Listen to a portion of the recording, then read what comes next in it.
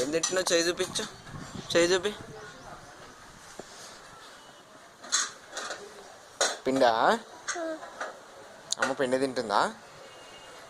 పిండి తింటున్నావు అమ్మో, ఇటు చూడు. పిండి తింటున్నావా? పిండి తింటున్నావా? మమ్మీకి చెప్పినావా మరి? చెప్పినావా? తినమన్నదా? పిండి తింటున్నావు అయితే? రొట్టెలు వద్దా మరి? అప్పలు వద్దా? ఇక్కడ చూడు, అప్పలు వద్దా? అప్పలు వద్దా? పిండి కావాలా? ఎంత చూపెట్టు, చేయి చూపెట్టు.